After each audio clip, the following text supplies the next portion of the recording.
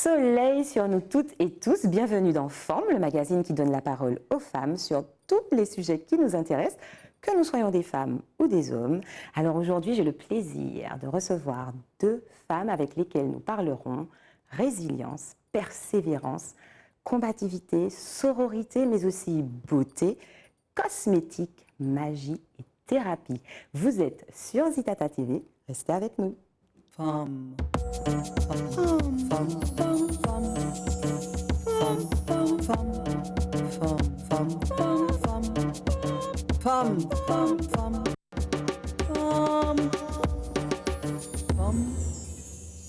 Alors mes invités se dandinent déjà au rythme du générique, ça en dit long sur l'atmosphère qui va régner dans cette émission. Alors, deux nouvelles femmes inspirantes.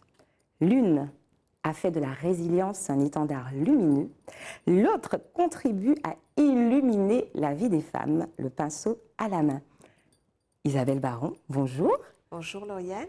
Comment vas-tu? Je vais bien, merci. Alors, est-ce que tu pourrais te présenter à celles et ceux qui nous regardent? Oui, alors je m'appelle Isabelle Baron. Je suis actuellement la présidente de l'association Amazon Martinique et je suis également l'aînée d'une fratrie de 5 enfants. Très bien. Voilà. Séverine Moustin, bonjour. Bonjour Lauriane. Ça va? Très bien, et toi? Ça va, quel beau sourire. Midi papote, hein? Alors, pour celles et ceux qui ne te connaîtraient pas, Séverine Moustin, c'est qui?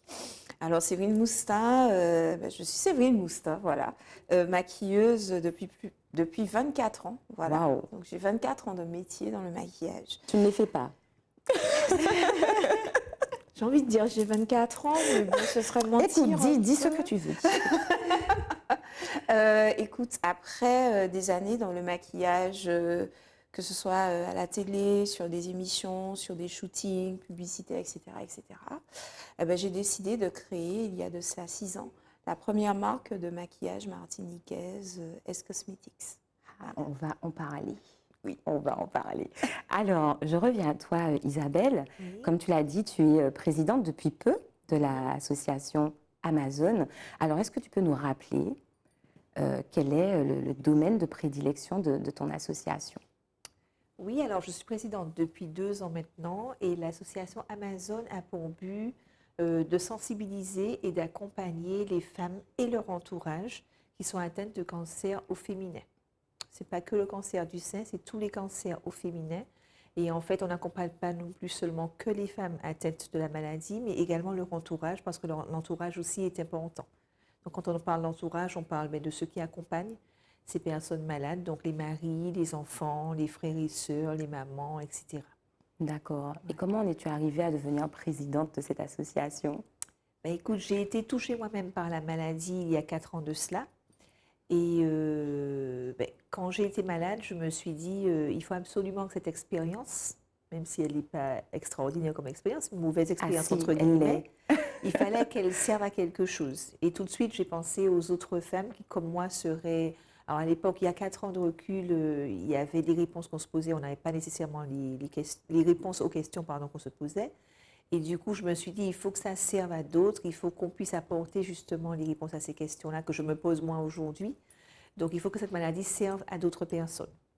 Et donc, en fait, j'ai cherché s'il y avait déjà des associations qui s'occupaient du sujet. Et je suis tombée dans mes recherches sur l'association Amazon. Donc, j'ai pris contact à l'époque avec la fondatrice, et qui était aussi la présidente, Alexandra Arnay. Qu'on salue. Et c'est comme ça qu'a commencé la belle aventure d'Amazon. Et depuis, j'y suis encore. Et je suis même devenue présidente il y a 2 ans. Donc, Très bien. De toute façon, on en parlera encore et encore aujourd'hui. J'avais dit que nous parlerions de résilience. Voilà, c'est ça, la résilience.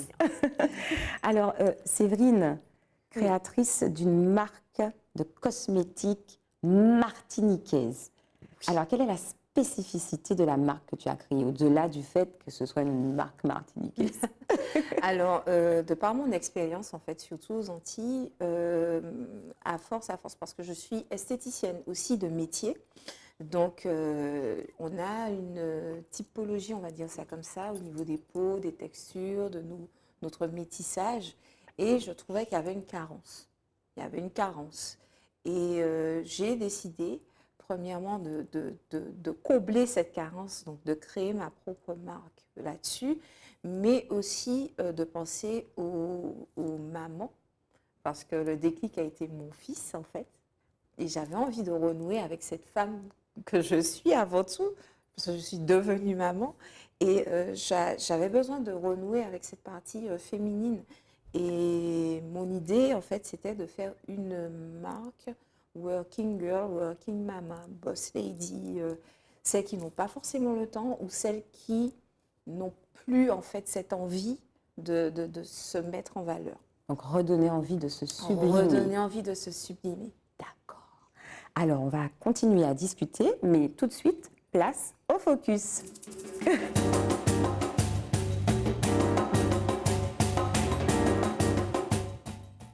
Alors, les grandes vacances approchent à grands pas. Après presque 2 ans de crise sanitaire, de confinement, de reconfinement, de variants, de restrictions, nous avons toutes besoin d'EA, pas vrai les filles? Oui. Alors, c'est pour cette raison que j'ai décidé de consacrer ce focus au voyage féminin en solo, appelé le Women Only ou tourisme des femmes, pour les femmes, par les femmes.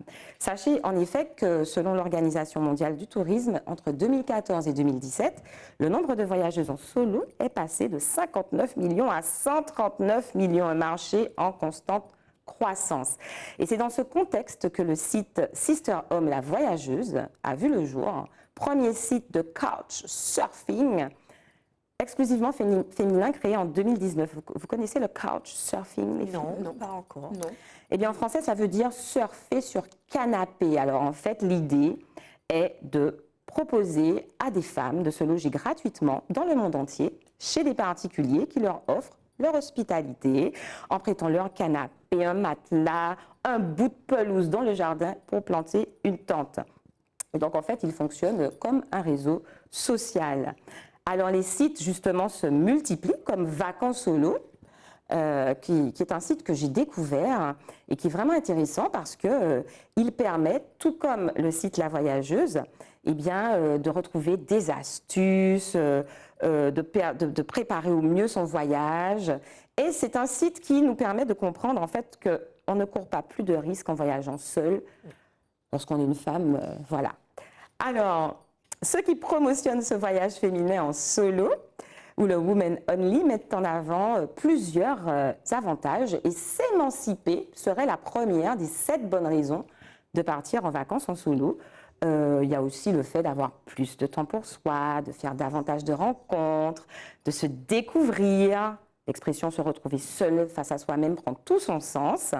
Et puis aussi l'opportunité d'aller à son rythme en n'étant pas limité par les envies des uns et des autres. Alors justement, le magazine Géo nous propose les 10 destinations les plus sûres pour les femmes en 2022. Alors en fait, il y a une analyse des principales villes du monde en fonction de plusieurs critères. La sécurité perçue dans les rues la nuit, le niveau de criminalité, l'éclairage public de la ville, la façon dont la ville a géré le Covid aussi. Alors est-ce que vous avez une idée des destinations les plus sûres pour les femmes? Vous diriez quoi? L'Espagne.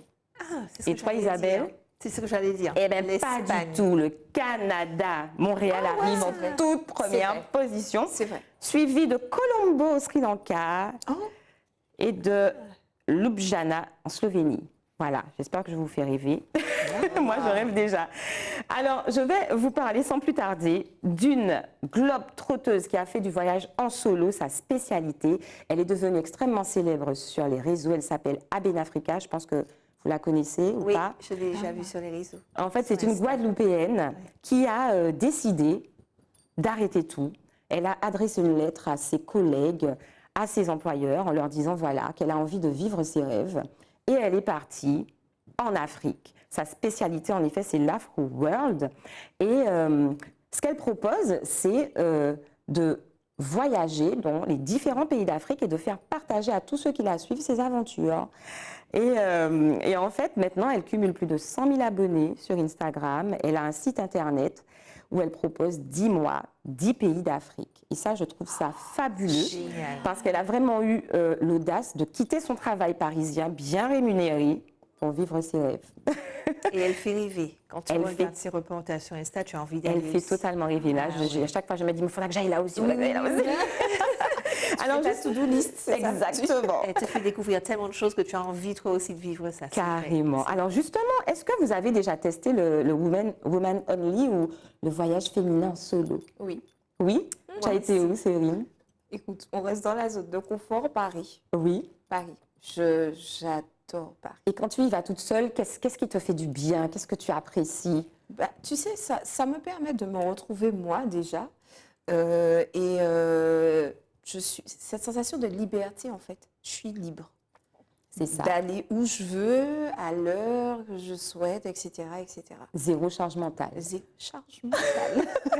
Et toi, Isabelle, tu disais que toi aussi, tu as testé le voyage féminin en solo. J'ai testé il y a 4 ans de ça. J'ai eu envie justement de couper avec toutes les choses négatives et tout, et puis d'aller découvrir un environnement que je ne connaissais pas.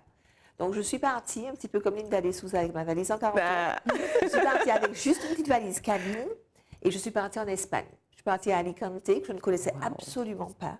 Et je me suis dit, allez, on part pour de nouvelles expériences, on part pour de nouvelles rencontres, on part dans un pays qu'on ne connaît pas, on part à la rencontre de gens, etc. etc. Et c'était génial, c'était juste génial. Donc, vous inciteriez toutes celles qui nous regardent à partir en solo. Absolument. C'est une belle expérience à vivre, je pense. Effectivement. Oui. Et justement, tu parlais du fait que ça t'avait permis de couper avec ce parcours de soins dans lequel tu étais. Et qu'est-ce que tu pourrais dire spécifiquement aux femmes qui sont peut-être là dans des parcours de soins et qui hésitent peut-être à quitter le cocon familial pour s'éloigner et se retrouver avec elles-mêmes, comme tu dis? Mais de ne pas craindre, de franchir le pas, vraiment de s'écouter, de se faire plaisir. Et si elles en ont envie, vraiment, il faut y aller. Ça fait vraiment du bien à l'âme, au moral, au corps, à l'esprit, à tout. Et est-ce que dans ce cas-là, tu demandes une fenêtre thérapeutique, c'est-à-dire un arrêt des traitements, ou tu es partie en continuant tes Non, traitements? je suis partie après mes traitements. Après en fait. tes J'avais déjà traitements. terminé les traitements. D'accord. Mais comme c'est une année assez lourde dans les traitements, tu as envie juste de faire pause et de te redécouvrir, de te ressentir, de tout ça. Et c'est ce que j'ai fait en fait. Après les traitements, je suis partie prendre une bouffée d'oxygène dans un autre pays que je ne connaissais absolument pas. En tout cas, tu as des étoiles dans les yeux. On sent que ce voyage-là a été plus que sympathique. Très bien. Eh bien, on passe tout de suite à notre rubrique suivante, mots de femme.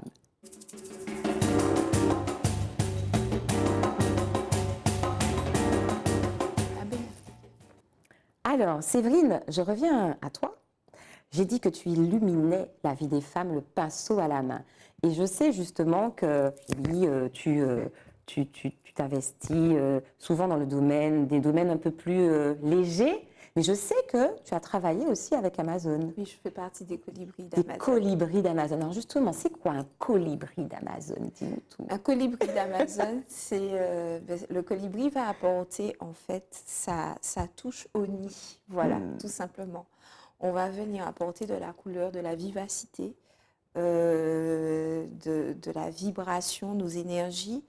Et c'est ça en fait, le colibri, c'est cet oiseau qui est le seul d'ailleurs à voler en avant et en arrière. Donc cette adaptabilité, si je peux me permettre de dire ça, s'adapter à ce genre de conditions. Je suis sur un format totalement différent.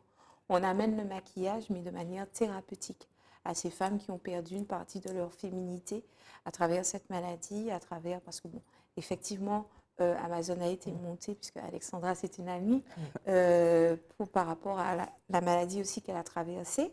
Mais il n'y a pas que des femmes atteintes de cancer qui vont au nid à Amazon.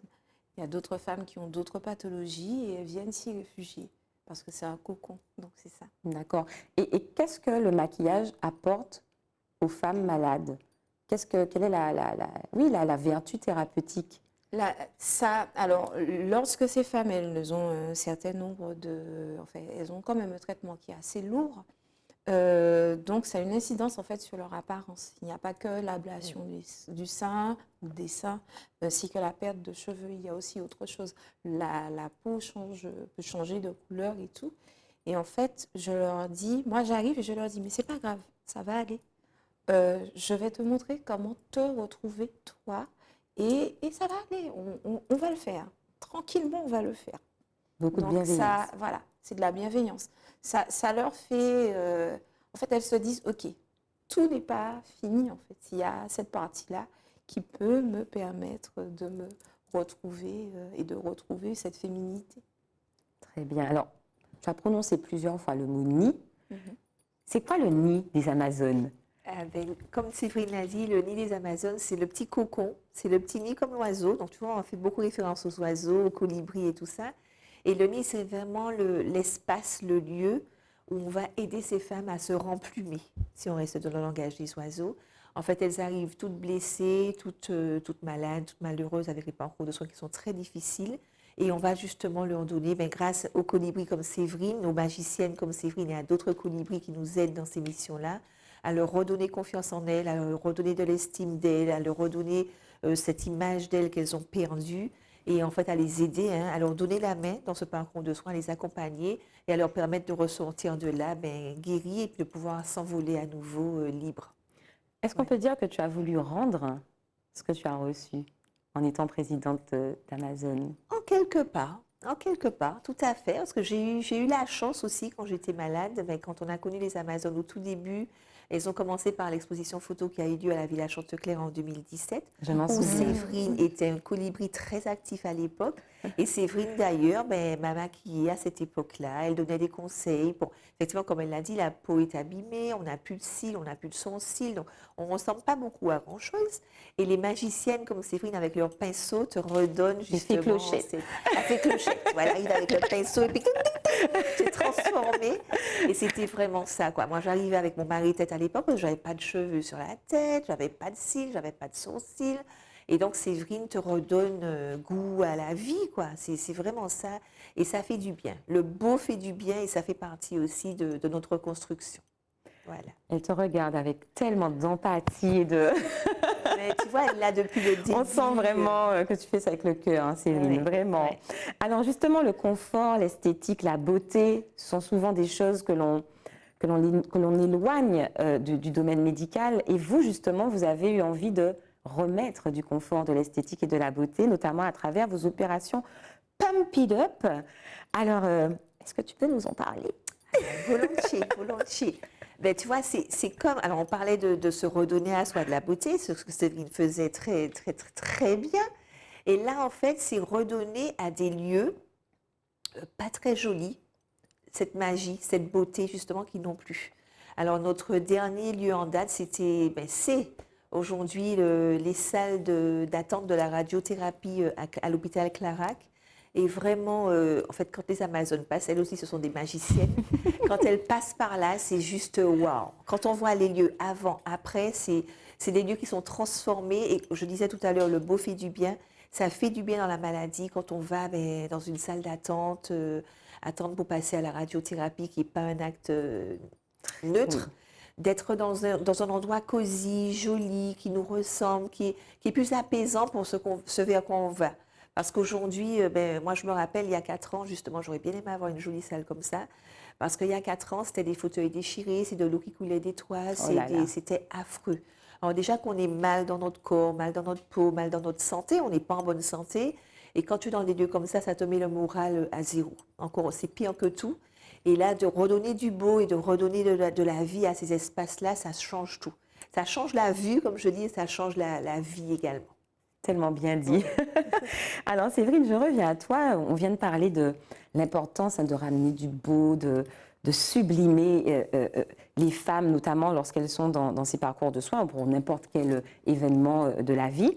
Et pourtant, il y a quelques années, on a vu apparaître sur les réseaux le mouvement No Make-up.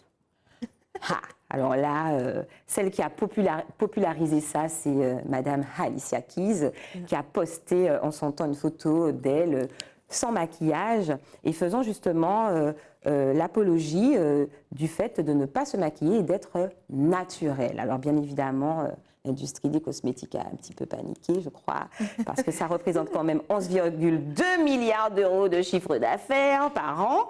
Mais bon, moi j'avais envie d'avoir ton regard de maquilleuse et d'esthéticienne sur ce mouvement.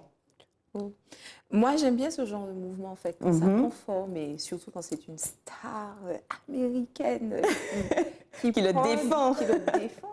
Mais de toutes les façons, les informations finissent toujours par fuiter. Alicia Keys, c'est ma génération. C'était une femme qui avait de très gros problèmes d'acné. Sauf que les femmes, en fait, actuellement, ok, mais elles sont parfaitement conscientes que si à l'heure d'aujourd'hui, Alicia Keys se permet de ne pas avoir de make-up, entre guillemets, parce qu'elle se fait quand même un make-up, mais ultra léger, il y a des traitements dermatologiques, il y a, voilà quoi, il y a 2-3 petites injections par-ci par-là. Donc je suis d'accord pour le mouvement de nos make-up. Hein. C'est franchement, Chacune est libre. Voilà. chacune est libre de faire ce qu'elle veut. Moi, est-ce que ça me fait paniquer? Pas du tout. Parce que pour ne pas avoir justement, pour être en mode no make-up, c'est nos défauts en fait. Pas d'imperfection, pas de boutons, être très à cheval. Or, c'est quelqu'un, ok, c'est du no make-up, mais elle est à cheval sur son alimentation, elle a une hygiène de vie et c'est un ensemble en fait. Donc, est-ce que le no make-up m'a fait paniquer? Pas du tout. Pas du tout. Alors, il y a aussi de plus en plus de marques qui proposent aujourd'hui de faire appel à des ressources naturelles non toxiques Oui. qui se lancent dans les cosmétiques bio, vegan. Est-ce que c'est un domaine dans lequel tu as envie de te lancer? Est-ce que tu proposes déjà ça ou est-ce que tu as envie d'y aller Alors, moi, j'ai envie de dire, dans tous les cosmétiques, il y a une base naturelle. Que vous le vouliez ou non, les poudres, les fonds de teint, par exemple, ont du kaolin, qui est de la famille des argiles. Donc, il y a du bio, on a besoin de cette base. Maintenant, la partie chimie va stabiliser les formules, en fait, tout simplement.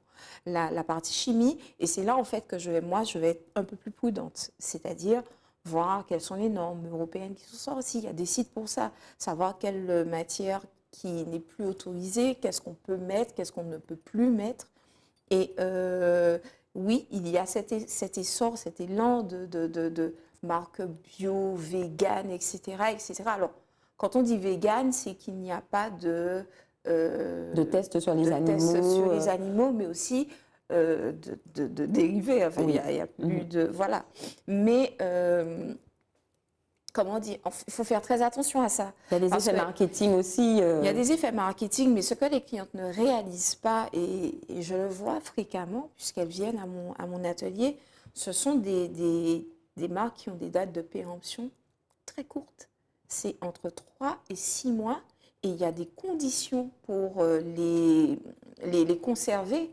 Il faut mettre au frais, au réfrigérateur, chose qu'une femme ne va pas forcément faire. Quand elle va mettre son rouge à lèvres, elle va partir avec, elle va Toute le la mettre dans son journée. sac, elle va peut-être oublier la trousse dans la voiture, elle va se dire c'est pas grave, je vais sortir, ça va redescendre en température et tout. Il faut faire très attention à ça parce que justement c'est un bio qui n'a pas de stabilité. Alors on parle en cosmétique, dans ce type de cosmétique, on parle de 95 à 98% de bio. D'accord. Pas du 100% bio. D'accord. Le 100% bio, c'est ce qu'on se fait à la maison. On fait notre mélange, on l'applique tout de Oui, suite. artisanalement, Et voilà, exactement. On l'applique tout de suite. Et puis, ce qui reste, on jette parce que ça ne sera pas bon, en fait, après. Donc, du coup, on parle de bio à 95 ou à 98%. Maintenant, il faut faire attention à ça, en fait. Et je ne cesse de le répéter. Parce que si moi, déjà, au showroom, je vois les clientes quand elles sont en atelier maquillage avec moi, je jette des quantités astronomiques de rouge à lèvres, de palettes de fard à paupières. Elles ont gardé parce que ça a une valeur sentimentale, parce que bon, elles ont toujours eu que ça. Mais pour c'est se déjà périmé. maquiller. Mais c'est périmé, mais depuis. Quand je leur dis, mais en fait, vous avez acheté ça quand? Elles me regardent comme ça. Et voilà. Donc, tu vois, il faut faire très attention à ça, en fait. Le bio, oui, ça convient. Hein. Il y a des femmes qui ne supportent plus, justement, la partie chimie du maquillage, et notamment au niveau des Amazones. Donc, je fais très attention à mes produits parce que j'interviens dans leur ONI. Mais on en a besoin, en fait, pour pouvoir stabiliser les solutions. Donc en fait, tu déculpabilises, celles qui, comme moi, ne consomment pas spécialement de cosmétiques bio. Voilà, ne culpabiliser. Je ne me mets pas en parce que- danger. parce que et puis c'est un budget, c'est-à-dire que moi, on m'a dit oui, quand est-ce que vous allez faire une marque bio, vegan et tout? Je leur ai dit madame, ça coûte super cher. Un rouge à lèvres bio c'est pas le prix d'un rouge à lèvres que je vends en fait. On est sur une fabrication qui est très chère parce que le packaging aussi se doit d'être bio. Alors, j'aime bien quand c'est bio, mais le packaging est en bois. Donc, faut faire, Je faut faire vois. la part des choses. Faut faire la part des choses parce que ça coûte très cher. Ça coûte très cher. Donc, je peux continuer à mettre mon rouge à lèvres et cosmétique. Voilà, exactement. Sans problème. Sans problème. Ne regrette rien. Ah là là, alors, Isabelle, je reviens à toi.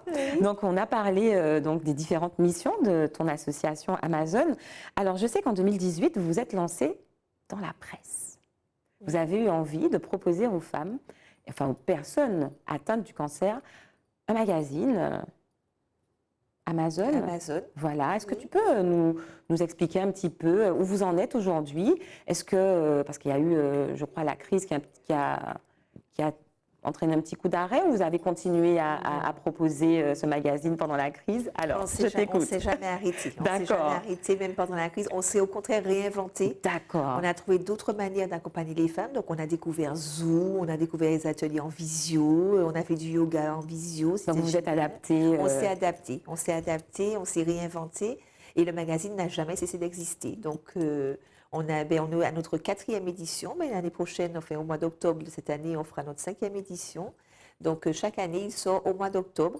Et c'est l'occasion de mettre un zoom sur toutes ces femmes, sur toutes ces personnes qui ne parlent pas et de leur donner un peu la voix et de leur permettre de voir tout ce qui se fait, tout ce qui peut se faire. Et puis, c'est des sujets, c'est un magazine très, très divers qui ne parle pas que de maladies, mais qui parle aussi de beauté, d'esthétique, qui a aussi des sujets sérieux comme la parole des soignants, etc. Mais il est très intéressant. Il n'est pas destiné qu'aux femmes atteintes du cancer, au contraire. Mais il est édité en 5000 exemplaires et chaque fois on fait sold out. Donc c'est juste génial. Donc c'est qu'il intéresse beaucoup de personnes et pas que les femmes malades. Il est canon, le magazine. Clairement, il est très, très, très bien fait. Ah ouais. Et justement, vous accordez toujours une importance particulière à la couverture et au fait de mettre en avant l'une de ces Amazones, de ces survivantes. Et vous travaillez avec une équipe. Est-ce que tu peux nous parler voilà, de cette équipe qui se charge de la publication, de la réalisation des photos? J'imagine que c'est un fourmillement de petites mains qui œuvrent. Et la maîtresse, la maître-pièce, je n'ai pas envie de dire, c'est Alexandra Arnay, avec une petite équipe de journalistes donc, qui écrivent les articles. On a aussi Mario Gibert qui nous fait des magnifiques photos que vous voyez dans le magazine. Coucou Mario. Il est top, coucou Mario. On a Séverine Moustin qui fait les shootings photos et le maquillage sur les photos. Enfin, on a toute une petite équipe autour, effectivement, qui fait que ce magazine aussi, on y revient. Hein. Le beau fait du bien, c'est un beau magazine. Il y a de belles photos, il y a de beaux sujets, il y a de beaux articles. Et c'est toute cette équipe qui nous accompagne, qui permet que les choses se fassent à chaque mois d'octobre. On l'attend avec impatience. Séverine participe aussi à J-, J-, donc la semaine d'avant. C'est toute une excitation. Le petit colibri vole autour des Amazones. Voilà. Les seins de colibri. Il y a les seins de colibri qui se mettent en branle pour les distribuer, pour les sortir, pour les partager. C'est juste magique. D'accord. Bon, mais ça donne envie de se procurer le prochain. Séverine, tu as évoqué tout à l'heure tes ateliers. Oui. Alors, on t'a vu durant les confinements animer des tutoriels. Moi, j'ai essayé d'apprendre à faire, mais bon, je préfère encore voir les pros. Été assez persévérant. Pas assez assidu peut-être, mais alors voilà, parle-nous de ces ateliers. Qu'est-ce qui t'a donné envie justement de transmettre ton savoir-faire et qu'est-ce que tu proposes aux femmes au sein de ces ateliers? Alors, je l'ai toujours fait. Je l'ai D'accord. toujours fait. À partir du moment où j'ai monté ma première entreprise, puisque j'avais un institut, certaines clientes venaient me voir spontanément et me disaient « Mais tu peux apprendre à me maquiller ?» Je disais « Oui, allez. » Pourquoi pas, je vais tester, voilà. Et en fait, à force, j'ai pris plaisir et j'ai pris d'autant plus plaisir quand j'ai monté ma propre ligne parce que je savais de quoi je parlais, je sais de quoi je parle, pardon, et je sais vers quoi je vais orienter la cliente. Donc, ce sont des ateliers, effectivement, qui se déroulent à mon showroom et bar à maquillage S-Cosmetics. Et je leur propose pendant 2h30, tête à tête, et avec moi. Et on revoit tout, la routine beauté, matin et soir, les produits qu'elles utilisent, le maquillage qu'elles utilisent, ce qui va pas, on revoit tout. Voilà. Ah, ça me donne envie. On Ah, va est-ce prendre que tu- rendez-vous. Moi aussi, c'est ce que je me disais. Il faut que je prenne peut-être. rendez-vous. Alors, on voit que tu es joliment maquillée. Est-ce que c'est quelque chose, est-ce que ça fait partie de ta routine, Isabelle, le maquillage ou... Alors oui, alors peut-être pas comme ça, Mhm. peut-être un peu plus naturel, mais ça fait partie de ma routine. Ça fait partie de ma routine. Et je crois que la période où je me suis le plus maquillée, c'était pendant que j'étais malade. Parce que tu vois, là, il fallait beaucoup plus d'artifice pour cacher la misère, pour cacher le sans cils, le sans sourcils, le sans cheveux, le sans rien. Je crois que j'ai dévalisé une boutique de cosmétiques à ce moment-là. J'ai acheté de tout, des choses que je ne mets pas aujourd'hui, de la, comment tu appelles ça, l'ombre à paupières, des choses comme ça. Je ne mettais pas ça, le crayon non plus particulièrement. Tu vois, moi, ça reste très basique, très classique pour le maquillage de tous les jours. Et là, j'ai dévalisé un truc de maquillage. Je me suis dit non.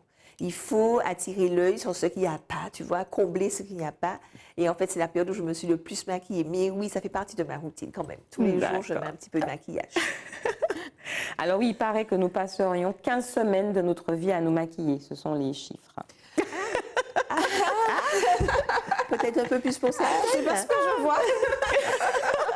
Oui, les femmes passeraient environ 3h19 à se maquiller en moyenne. Voilà, ce sont les chiffres 2013, ça a peut-être changé depuis. Ah, je pense. Je pense. Alors, on va revenir à quelque chose d'un peu moins lumineux. Beaucoup d'observateurs ont souligné le fait que la crise avait entraîné une difficulté de prise en charge des personnes atteintes de cancer et pas seulement. Est-ce que vous avez remarqué une demande plus importante au sein d'Amazon, plus de personnes qui ont fait appel à vous et qui vous ont fait part de ces difficultés? Alors, pas particulièrement. Je crois que chez nous, comme justement, je te disais tout à l'heure qu'on n'a pas arrêté en fait pendant la crise, ça n'a pas empêché les choses. On a continué nos ateliers de manière différente. On ne pouvait pas se voir, on se voyait en visio. Donc, nos femmes ont continué à être accompagnées. Elles ont continué à voir les médecins, elles ont continué à faire leurs soins. Donc, ça n'a pas vraiment impacté. C'était un suivi différent, mais elles ont quand même continué à être suivies. D'accord, très bien. Et aujourd'hui, si tu devais dresser un constat de la prise en charge des femmes atteintes de cancer, tu dirais qu'on en est où?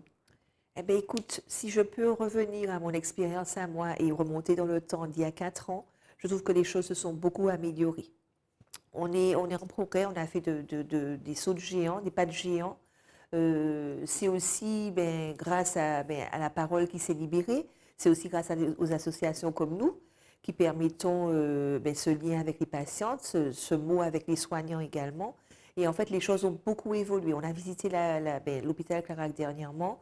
Ils ont du matériel neuf, ils ont du matériel performant, ils ont une autre prise en charge des patientes. Et vraiment, on progresse, on avance. Donc, à celles et ceux qui nous regardent, on peut dire qu'en Martinique, on peut avoir un parcours de soins de qualité. Absolument, absolument. Parce que je sais qu'à une époque, beaucoup de gens faisaient le choix de partir, de s'éloigner de leurs proches pour se soigner dans les grandes villes de l'Hexagone, par exemple. Reste des choix, ça reste des choix personnels, c'est le choix de chacune, mais c'est vrai que la prise en charge n'est pas la même en métropole, c'est vrai. Quand tu dis qu'elle n'est pas la même, quelle est la plus-value, par exemple, de partir, selon toi? En fait, je pense qu'ils ont beaucoup plus de cas, donc ils sont beaucoup plus habitués à traiter certaines formes de cancer, certaines formes de pathologie, alors qu'ici, des fois, ça reste expérimental pour certaines. Donc après, on choisit de rester ou pas, mais on a de très bons soignants ici, on a de très bons traitements également. D'accord. Bon, ben écoute, ça donne... Ça redonne confiance. Absolument, absolument. Il faut avoir confiance. Il faut avoir confiance, il faut garder confiance. Alors justement, femme confiante, on va en parler avec toi, Séverine, parce que l'une des particularités d'Es Cosmétiques, c'est de mettre en avant des caractères de femmes. Exactement. Je trouve ça formidable, parce qu'en fait, quand on passe le maquillage, on se dit oui, je suis audacieuse. Exactement. Exactement. Oui, alors audacieuse, c'était voilà, ça a été une collection capsule. En fait, c'est la collection qui a permis de lancer effectivement Es Cosmetics. Et il y avait des noms, il y en a qui sont revenus, des audacieuses. Il y a dominatrice, il y a des relevant qui veut dire pertinente. Voilà, c'est exactement. Je voulais que ce soit une marque qui puisse me permettre à la fois de montrer le côté voilà, boss lady d'une femme et puis le côté un peu spicy, piquante, on va dire ça comme ça, et puis la fragilité aussi. Voilà, donc on a, par exemple, j'ai un gloss qui s'appelle Doucet, sucré. Doucet? Doucet. Doucet. Doucet. Mmh. Là, le petit côté, le sucré, il y a le lové. Donc voilà. alors, le rouge à lèvres devient une sorte de mantra cosmétique. Exactement, exactement. Ça devient. C'est exactement ça. Il y a un rouge à lèvres qui s'appelle Kiss Me, embrasse-moi. C'est exactement ça. Ça devient un caractère. C'est-à-dire, il faut en fait casser ce tabou qui veut que, voilà quoi. C'est vrai que les réseaux sociaux n'arrangent pas les choses, puisqu'il y a des espèces de vidéos où on montre la nana qui est avant et après, et on se dit, oh, Non mais vraiment. qu'est-ce qui s'est passé? Il y en a qui sont dans l'exagération, parce qu'au naturel, elles ne ressemblent pas à ça, et puis elles exagèrent un peu plus, tu sais, les cernes. Et puis il y a les filtres aussi. Il y a les filtres qui jouent énormément. Mais en fait, le maquillage, ça a toujours existé. On remonte à la civilisation nubienne, Bien aux sûr. Égyptiens, etc., etc. C'est quelque chose qui fait partie de la femme. Ça fait partie de nos ornements. Donc, moi, les clientes, en fait, quand elles arrivent à S Cosmetics, c'est un caractère, en fait, qu'elles endossent. C'est pas, voilà, quoi, je ne vais pas mettre un rouge à lèvres ou un petit machin. Voilà. Je vais mettre un petit machin comme ça. Non. Tu vas mettre tel fard à paupières, tu vas mettre brown sugar, tu vas mettre, voilà, c'est ça. Donc on a vraiment le sentiment, Séverine, que tu cherches d'abord à cerner la personnalité de tes clientes Oui. et à leur proposer Toujours. ce qui leur convient. C'est-à-dire que, bon, j'imagine que parfois tu les pousses un petit peu à sortir de leur zone de confort, mais beaucoup, peut-être énormément, mais en même temps sans faire d'elles des femmes qu'elles ne sont pas, j'ai envie de dire. Non, je ne vais pas forcer une femme à être ce qu'elle n'est pas, mais je vais faire une femme à découvrir. Qui elle est, qui elle peut être. Voilà, qui elle peut être. C'est ça la différence. J'ai des clientes qui arrivent qui me disent, tu sais quoi, je veux juste un truc pour mettre sur... Pas trop, pas de tout ceci, pas trop de cela. Laisse, voilà, Et tout. pas beaucoup. J'écoute, hein, je suis à l'écoute. Hein. Non, je suis à l'écoute. Je ne suis pas de celle qui impose. Qui impose. Il y a non, qu'est-ce que tu crois, il te faut ça. Non. Ça sera autour de l'humour. Il y aura une touche d'humour. Il y aura, mais non, tu peux le faire, tu peux le faire. Je vais suivre la ligne qu'elle m'a donnée. Je vais la suivre posément. Et puis après, je vais bifurquer. Je lui dis, ah, bon, maintenant j'ai fait ce que tu voulais. Maintenant, moi, je te montre comment moi je te vois. Ce que tu ne vois pas forcément. Et c'est ça, en fait. C'est ce qui est important. Quand j'ai des clientes en atelier, je leur dis, endosser un rôle. Une femme doit avoir plein d'alter ego. Quand elle est comme ça, elle est un tel. Quand elle est comme ça, elle est un tel. Quand elle est comme ça, elle est un tel. J'ai dit, quand tu sors, tu es une autre. Tu changes de nom, tu changes d'identité. C'est pas toi, c'est... Voilà.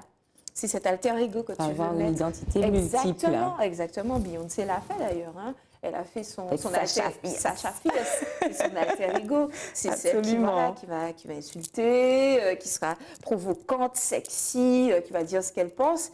Et puis, tu as Beyoncé. Sage et lisse. Voilà. Exactement. Donc révélons la Sacha Fierce qui est en nous. Exactement. Alors, moi, j'aimerais savoir, Isabelle, ce qu'on peut faire, ce que celles et ceux qui nous regardent peuvent faire pour soutenir ton association Amazon. Ah bah écoute, elle vient de rejoindre le petit cocon. Alors, comment on fait pour rejoindre le cocon? On rejoint le petit cocon, on devient colibri comme Séverine, on apporte sa petite pierre à l'édifice.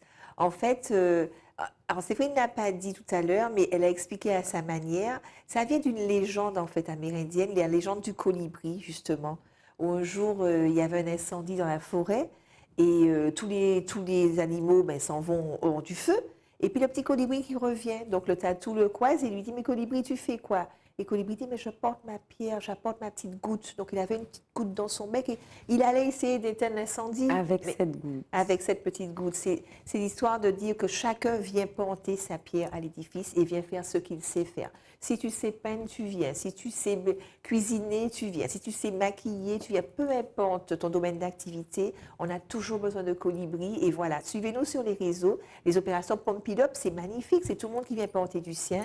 C'est lui qui sait peindre, c'est lui qui sait carreler, c'est lui qui sait décorer, etc. Et ça fait de belles choses. Donc venez, on est là, on vous attend et on vous reçoit avec plaisir. Oui, alors comme tu l'as dit, hein, on peut vous retrouver sur Sur votre les site sites. internet Amazon Martinique. Oui. Effectivement, il est très beau. Merci. Vraiment, voilà. Merci Vous pouvez aux aller filles de la naviguer com. dessus. Merci à Alexandra Coignet et toute l'équipe de la com. Oui, vraiment, là encore de la beauté, de l'esthétique, de la lumière, voilà, offerte aux gens qui en ont besoin. Alors, on se rapproche déjà d'une des questions clés de cette émission. Nous la posons à toutes nos invités. Alors, moi, j'aimerais savoir quel est l'homme qui vous a le plus influencé. Je commence par toi, Séverine. Tu sais quoi, c'est la première fois qu'on me fait ça. Eh bien, écoute, c'est la première fois que tu vas y réfléchir, peut-être. Elle nous a pas préparé. On la question comme ça. Quel est l'homme? Sans transition. Sans transition. Sans transition. Sans transition aucune. Écoute, déjà, le Réunis-toi long avec toi-même. silence te montre qu'il y en a personne que ça dans mon entourage. Moi, dans mon entourage, il n'y a que des battantes. Mais en fait, j'avais une certaine admiration pour mon grand-père. Mon grand-père a répondu à l'appel du général de Gaulle. Du 18 juin. Exactement. Il est parti. Il C'était a donc un fait, dissident. Exactement. Et il est resté encore là-bas parce que je crois qu'il y a eu aussi la guerre d'Algérie et il l'a fait. Et quand il revenait, il est revenu en fait. C'est pas tout le monde qui a eu son grand-père et il est revenu. Et moi, j'ai pas eu la partie enfance avec maman et tout, machin, avec ses enfants. Moi, j'ai eu la partie de mon papy qui m'asseyait sur ses genoux et qui me racontait, en fait. Et pour moi, c'était, voilà quoi. Mon Il te grand-père, racontait la guerre? il me racontait. Alors, il ne racontait pas tout parce que ça a eu des conséquences. Hein. Il a eu la maladie de Parkinson. Donc, il avait des longs moments de réflexion. Et d'ailleurs, ça a été, franchement, c'était le patriarche de la famille et c'était mon grand-père en fait. Voilà. Il est d'origine, il n'est pas d'origine, il a été naturalisé français. Il faut savoir qu'il est du Panama. Et ouais, il est né à Panama. Son père est rentré en Martinique et du coup, il a été naturalisé français. Donc, quand tu apprends, en fait, quand tu vois, puisque je suis tombée quand même sur le livret de famille et tout, et du coup, ouais, s'il y a une figure masculine qui m'a marquée dans ma vie, ça a été mon grand-père. Tu le dis avec beaucoup d'émotion dans les yeux. Et toi, Isabelle, alors, quel est cet homme qui t'a influencé au cours de ta vie? Alors, je ne sais pas s'il m'a influencée, mais en tout cas, j'aime beaucoup le Mahatma Gandhi. Alors, je ne sais pas si c'est par de mes origines indiennes, mais bon, bref. Il va y avoir une petite Il doit y avoir filiation. une petite filiation quelque part. Mais c'est surtout, tu sais, pour les valeurs qu'il prônait de non-violence et tout ça, et puis pour les citations qu'il nous a laissées, que je trouve juste magnifiques. Et dans le même ordre d'esprit, Nelson Mandela aussi, dans la paix, dans les citations un peu. Et je me retrouve dans ces deux personnes-là. Ouais, donc les grands hommes dont le parcours te guide quelque part. Voilà. Et puis dans cette voie de la sagesse, d'être posé, de la réflexion, de l'humain aussi. Donc, ouais, on pourrait dire ça. D'accord. Eh bien, mon Dieu, mais le temps file. Moi, j'ai envie de vous garder encore. Allez, tout de suite, place au mot de la forme.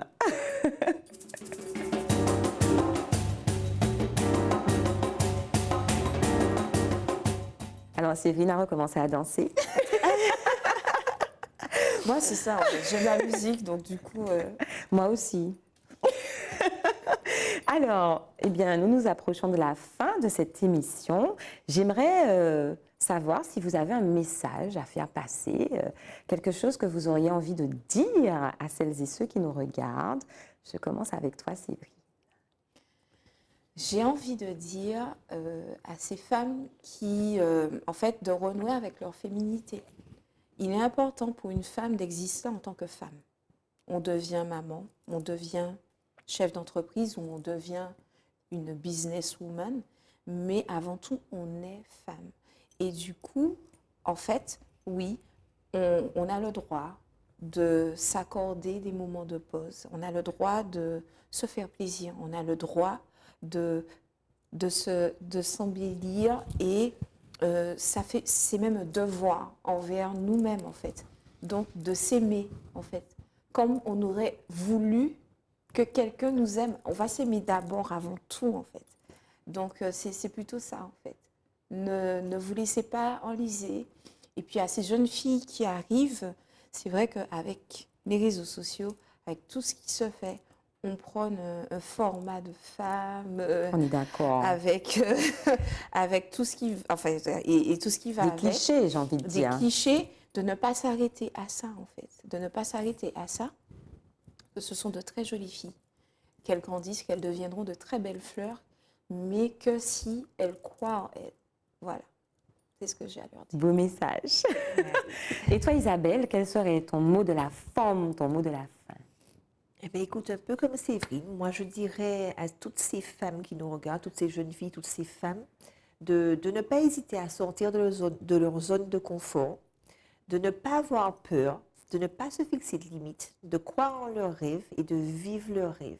Si elles ont envie de faire quelque chose, ben, qu'elles y aillent, qu'elles ne se laissent pas. On est des femmes, on est des personnes à part entière.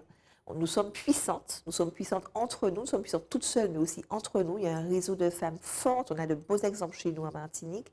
Et en fait, c'est ça, c'est de se faire du bien par ce qu'elles ont envie de faire, de ne pas se fixer de limites et d'aller au-delà et de vivre leurs rêves, de vivre leur passion. Que de beaux messages, hein? Oh là là! Vraiment, je parlais de femmes résolument inspirantes. Nous en avons eu deux avec nous aujourd'hui. Alors, avant de clôturer l'émission, je tiens à vous remercier. Merci Isabelle. À toi, merci. Et puis, je tiens à te faire part de mon admiration et puis une admiration pour toutes celles et tous ceux qui passent par ces moments difficiles que représente la maladie. Parce qu'on ne pense jamais que ça peut nous arriver, que ça peut nous tomber dessus.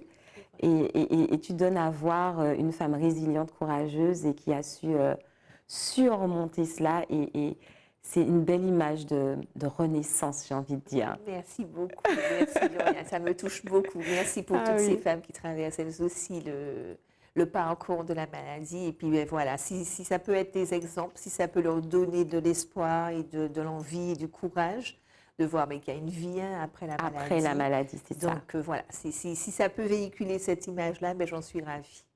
Et puis Séverine, merci pour ce colibri que tu es, à la fois avec Amazon et en dehors d'Amazon, parce que moi je te suis sur les réseaux, c'est un vrai colibri. À tout point de vue. Alors, vous avez rendez-vous mardi prochain dans Forme avec 2 nouvelles femmes tout aussi inspirantes. À bientôt. Femme. Femme. Femme. Femme. Femme. Femme. Femme. Femme. Femme. Femme. Femme. Femme.